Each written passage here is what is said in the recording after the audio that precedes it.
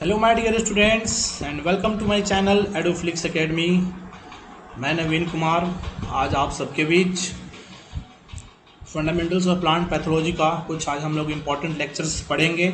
और आप सब जानते हैं कि मैं आप सबके लिए अलग अलग टॉपिक्स पे वीडियो बनाते रहता हूं ताकि फर्दर आपको कोई भी दिक्कत हो उसमें तो you can easily clear your doubt and in case still you are not able to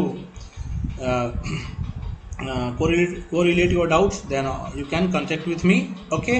और मैं आप सबके लिए अलग अलग टॉपिक पे सब्जेक्टिव वीडियो बनाते रहता हूँ तो आप लोग उस टॉपिक्स को पढ़ें समझें। और I request everyone that please go through the previous lectures that I have taught you okay because that is very important and repeat करते रहना पड़ेगा तभी क्या होगा that will be easily understandable to everyone okay आसानी से सबको समझ में आएंगी। ठीक है तो my dear students without any delay let's come to the point topic that we have to study today. हमने क्लासिफिकेशन ऑफ प्लांट डिजीज के बारे में अभी तक पढ़ रखा है। ठीक है प्लांट डिजीज ट्रायंगल क्या होते हैं, डिजीज पिरामिड डिजीज टेट्राहेड्रल क्या होते हैं। आज जो हम लोग टॉपिक पढ़ेंगे डिजीज साइकिल भी हमने पढ़ रखा है। माय डियर स्टूडेंट्स आज जो हम लोग टॉपिक पढ़ेंगे ठीक है वो हमारा रहेगा introduction to prokaryotes and eukaryotes okay. तो जैसे कि आप देख सकते हैं माय डियर स्टूडेंट्स क्या है हमारा, पहले हम लोग देखेंगे कि प्रोकार्योट्स यूकार्योट्स क्या होते हैं। वही लिखा हुआ है कि organisms made of prokaryotic cells and do not have a nucleus are called prokaryotes. जैसे कि bacterial cell and blue green algae ऐसे ऑर्गेनिज्म जिनमें न्यूक्लियस नहीं होते हैं उसे हम किस प्रकार के सेल्स कहते हैं, किस टाइप के सेल्स में आते हैं, वो प्रोकार्योटिक सेल्स में आते हैं। ठीक है आगे क्या लिखा हुआ, organisms containing eukaryotic cells have a nucleus. और जो यूकार्योटिक सेल्स होते हैं ऐसे ऑर्गेनिज्म जो यूकार्योटिक सेल्स होते हैं उनमें क्या होता है न्यूक्लियस होता है। ठीक है अभी आप इतना जाने आगे फिर हम लोग देखते हैं आगे क्या लिखा हुआ है। Plants and animals eukaryotic cell का एग्जांपल में क्या आ जाएगा प्लांट्स एंड एनिमल्स।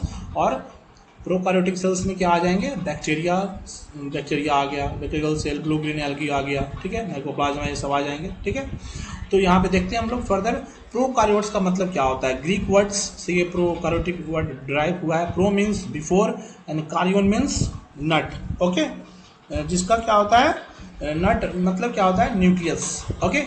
प्रो मतलब बिफोर और नट का मतलब क्या होता है न्यूक्लियस। आगे देखते हैं क्या लिखा हुआ है, it is the organism without cell nucleus और मेम्ब्रेन बाउंड ऑर्गेनल्स। ये ऐसे ऑर्गेनिज्म होते हैं जिसमें न्यूक्लियस नहीं होता है या इनमें किसी भी प्रकार का मेम्ब्रेन बाउंड ऑर्गेनल्स नहीं होते हैं। ठीक है most of the prokaryotes are unicellular but some are multicellular. कुछ ही ऐसे प्रोकार्योट्स हैं जो यूनिसेलुलर होते हैं और मैक्सिमम क्या कुछ इसमें से भी जो होते हैं कुछ मल्टी सेलुलर भी होते हैं। सिंगल सेल्ड वाले जनरली होते हैं प्रोकार्योट, कुछ जो होते हैं मल्टी सेल ऑर्गेनिज्म होते हैं प्रोकार्योटिक सेल में। ठीक है इनके साइज कितने होते हैं, cells are smaller in sizes 1 to 10 micrometre okay. इनके साइजेस और एग्जाम में बहुत इंपॉर्टेंट ये क्वेश्चन एग्जाम में पूछ लिए जाते हैं। ठीक है आगे क्या लिखा हुआ है एग्जाम्पल में ब्लू ग्रीन एल्गी बैक्टीरिया हो गया, एरेचिया हो गया ओके। ये क्या है हमारे प्रोकार्योटिक सेल है, इसके एग्जाम्पल हैं। आगे देखते हैं हम लोग आगे हमारा क्या है यूकार्योट। यूकार्योट ग्रीक वर्ड से ड्राइव हुआ है। Eu means true and karyon means nut referring to the cell nucleus. Eukaryotic क्या है ये ट्रू न्यूक्लियस होते हैं।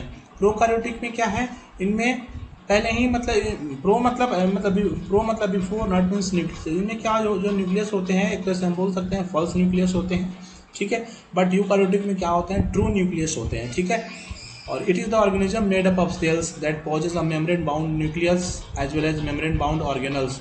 ये ऐसे यूकार्योटिक सेल होते हैं जिनमें क्या होते हैं मेम्ब्रेन बाउंड न्यूक्लियस होते हैं और इनके जो सेल वाले होते हैं मेम्ब्रेन बाउंड ऑर्गेनल्स होते हैं। जो ऑर्गेनल्स जो होते हैं मेम्ब्रेन से कवर रहते हैं। ठीक है उनका आउटर लेयर या मेम्ब्रेन जो होता है उन्हें प्रॉपर तरीके से घिरे रहता है। ठीक है the most characteristics membrane bound structure is the nucleus. जो सबसे इंपॉर्टेंट जो कैरेक्टरिस्टिक्स मेम्ब्रेन जो इसमें होते हैं वो क्या होते हैं न्यूक्लियस होते हैं।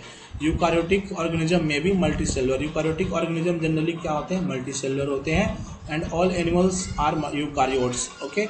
Cells are larger in size, cells size में बड़े होते हैं 5 to 100 micrometre. Example animal, plant, fungi and protist. ये आपके क्या है यूकार्योट के एग्जाम्पल्स हैं। आगे देखते हैं माय डियर स्टूडेंट्स आगे जो हमारा टॉपिक क्या है कुछ हम लोग यहाँ पे देखेंगे फंगी के बारे में देखेंगे। ठीक है फंजी क्या होते हैं तो हम लोग शुरू करते हैं। ये हमारा नेक्स्ट टॉपिक शुरू होता है इसी के साथ। ठीक है फंजी क्या होते हैं हिंदी में हम लोग इसे कवक कहते हैं। ठीक है फंजी और फंगस फंजी क्या है आपका प्लूरल है, फंगस क्या है सिंगुलर है, ये क्वेश्चंस भी लोग पूछ लेते हैं। फंगी के बारे में देखते हैं। Fungi are a group of eukaryotic organism. Fungi किस प्रकार के सेल होते हैं, यूकार्योटिक सेल होते हैं, ठीक है। They are heterotrophs. हेट्रोट्रॉप्स का मतलब वो अपने भोजन के लिए दूसरे पे आश्रित होते हैं, ठीक है। They are mostly saprophytes, okay, that absorb organic matter from dead and decaying substrates, okay, they are also known as achlorophylls। ये किस प्रकार के होते हैं, they are mostly saprophytes. Saprophytes मतलब ये जो अपने फूड जो होते हैं डेड एंड डिके मैटर से ऑब्टेक करते हैं, वही ऑर्गेनिक मैटर से, डेड एंड डिकेइंग सबस्ट्रेट से। और ये एक्लोरोफाइलस भी होते हैं। एक्लोरोफाइलस मतलब इनमें क्लोरोफिल की एब्सेंट होती है, और एब्सेंट जब होती है तो इसलिए हेट्रोट्रॉप्स भी होते हैं। ये अपना खाना खुद से नहीं बना पाते हैं, इसलिए हेट्रोट्रॉप्स भी कहते हैं, और इन्हें हम एक्लोरोफाइलस भी कहते हैं, ठीक है। अभी क्या लिखा हुआ है, parasitic fungi derive nutrients from living plants and animals, they have a cell wall made up of chitin। Parasitic fungi जो होते हैं अपना न्यूट्रिएंट्स कहाँ से ड्राइव करते हैं, प्लांट्स एंड एनिमल्स से ड्राइव करते हैं, और इनके पास जो सेल वॉल किससे बना रहता है, चाइटिन से बना रहता है, okay. They reproduce by vegetative asexual and sexual reproduction. इनका जो रिप्रोडक्शन का जो प्रोसेस है किसके थ्रू होते हैं, जनरली वेजिटेटिव मेथड हो गया, सेक्सुअल वेजिटेटिव में ही आ जाएंगे, या सेक्सुअल रिप्रोडक्शन के थ्रू भी क्या करते हैं, ये अपना रिप्रोडक्शन करते हैं। कुछ हम लोग देखते हैं यहाँ पे common features of fungi. Fungi के कुछ फीचर्स देखेंगे हम लोग। They are found in warm and humid places, okay. Fungi क्या होते हैं, वार्म एंड ह्यूमिड प्लेसेज में जनरली पाए जाते हैं। फिर आपका क्या है, फंजी आर फ्री लिविंग और पैरासाइट्स। फंजी किस प्रकार के होते हैं, फ्री लिविंग होते हैं और पैरासाइट्स होते हैं, जनरली ये दूसरे पे आश्रित होते हैं। They are found in soil, air and water, और ये मिट्टी में हो गया, एयर में हो गया, वाटर में हो गया, हर जगह ये पाए जाते हैं, ठीक है। Fungi are mostly filamentous. Filamentous क्या होते हैं, थ्रेड लाइक स्ट्रक्चर होते हैं। तो फंजी जनरली इसका स्ट्रक्चर कैसा होता है, थ्रेड लाइक इसका स्ट्रक्चर होता है, इसलिए इसको हम लोग फिलामेंटस भी कहते हैं, ठीक है।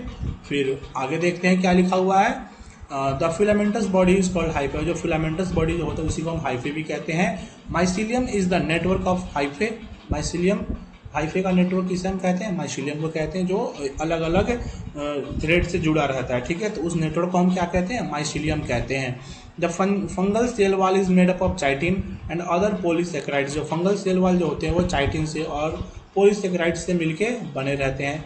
Vegetative reproduction takes place by fragmentation, budding and fusion. ये जो वेजिटेटिव रिप्रोडक्शन है जनरली किसके थ्रू होते हैं, फ्रेगमेंटेशन मतलब क्या होते हैं, अलग अलग फ्रेगमेंटेशन में टूट जाते हैं, बर्डिंग के थ्रू, ठीक है, एंड फ्यूजन के थ्रू इनका रिप्रोडक्शन होता है वेजिटेटिव तरीके से। They reproduce asexually and sexually by spore formation. ये एसेक्सुअली और सेक्सुअली और एसेक्सुअली दोनों तरीके से रिप्रोड्यूस करते हैं स्पोर फॉर्मेशन के थ्रू, ठीक है। Conidia, sporangiospores and zoospores are asexual spores. Conidia हो गया, स्पोरेंजियोस्पोर्स हो गया, जूस्पोर्स, ये किस प्रकार के स्पोर्स हैं, एसेक्सुअल स्पोर्स हैं। एंड ooस्पोर्स, एस्कोस्पोर्स एंड बैसिडियोस्पोर्स, ये क्या है आपके सेक्सुअल स्पोर्स हैं, ठीक है। तो एग्जाम्स में क्वेश्चन पूछ लिए जाते हैं, ओके। आगे देखते हैं हम लोग माय डियर स्टूडेंट्स, कुछ नेक्स्ट इसका पोर्शन देखते हैं क्या है हमारा। जैसे कि आप यहाँ डायग्राम में देख सकते हैं, कोनिडिया और स्पोरेंजियोस्पोर्स और zoospores are type of asexual reproductive spore of fungi kingdom usually produced at the tip of the side of the hyphae or non-special spore producing structures called conidiophores, ठीक है। ये कुछ स्पेशल इसके structure formation होते हैं, वहाँ से क्या होता है, इसका स्पोर का फॉर्मेशन होता है। हाइफे वही लिखा हुआ है कि साइड ऑफ द हाइफे या टिप ऑफ द हाइफे के साइड या उसके सबसे ऊपर वाले पोर्शन पे रहते हैं, जहाँ से उनका क्या होता है, स्पोर का फॉर्मेशन होता है, और इसके थ्रू ये क्या एसेक्सुअली तरीके से रिप्रोडक्शन अपना करते हैं, ठीक है। जैसे कि आप इधर भी देख सकते हैं जाइगोस्पोर्स, ooस्पोर्स क्या होते हैं, तो डायग्राम में आपको इजीली यहाँ पे दिया हुआ है, एंड आई होप कि आप इसे समझ रहे हैं, ठीक है। और माय डियर स्टूडेंट्स, आज का जो हमारा टॉपिक है इसको हम लोग यहीं पे स्टॉप करते हैं। नेक्स्ट क्लास में हम लोग क्लासिफिकेशन ऑफ फंजी पढ़ेंगे। तब तक के लिए आई रिक्वेस्ट एवरीवन कि please go through the lecture and read it once, twice और थ्राइस, ठीक है। पढ़ें, समझें, कुछ भी आपको डाउट होती है तो बेशक आप मेरे से पूछें, ठीक है। तब तक के लिए thank you very much and please share among your friends, okay. तो thank you very much and may God bless you.